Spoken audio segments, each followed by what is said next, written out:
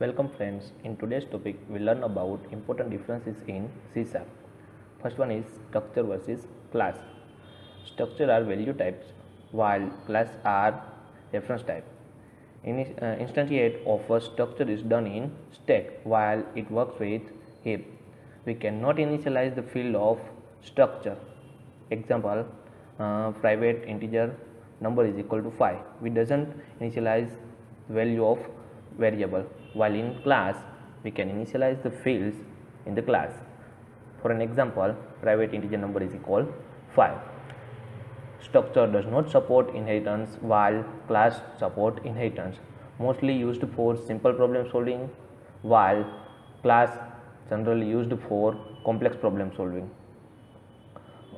Structure use fewer resources in memory than class, while class use more resources than structure. In structure, destructor is not possible, while in class the destructor is possible. The next difference is indexer versus properties. In indexer, it used by its signature, while the property is used by its name. Indexer does not require a name and it was accessed using this keyword, while in property of a class should have a unique name. Must be in indexer must be an instance member, while in property either static or a instance member. Indexer are accessed only using object name, while property are used by using object name dot its property name. Indexer should be associated with parameters, while properties cannot have parameter associated with it. A get accessor of an indexer has the same formal parameter list as indexer, while a get accessor of a property has no any parameters. A set accessor of an indexer has the same formal parameter list in the indexer in addition to the value parameters. While a set accessor, while in property, a set accessor of a property contains implicit value of a parameter. The next difference is array versus ArrayList. Array use the vector array to store elements, while ArrayList use linked list to store its element. Array is a static structure while ArrayList is a dynamic structure. In array, no need to do any typecasting because while we declaring array, we already define its type. While in ArrayList, every time typecasting has to do. Now next, no simple method to insert additional parameter or delete any element anywhere in the array. While in ArrayList, we can insert and delete operation perform easily. In array, to access any element, we must know the index, while in ArrayList, we can access dynamically also. So there is no compulsory to need index. In array is a specific data type storage, while ArrayList can store anything as a object. Array can be one-dimensional or multi-dimensional, while ArrayList can be only one-dimensional. No problem for runtime error in array, while in ArrayList may generate more runtime errors compared to array.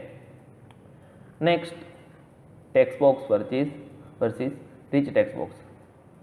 The default mode of TextBox is single line, while the default mode of RichTextBox control is multi-line. TextBox is simple control, while RichTextBox is advanced control.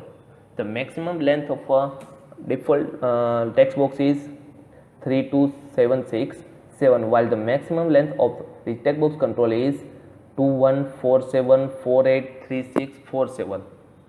Next, in TextBox, there is no any formatting property, while RichTextBox has more formatting option than TextBox. In TextBox, there is no any zooming facility, while in RichTextBox, zoom factor property is available for working with zooming. Next, there is no any bullet support.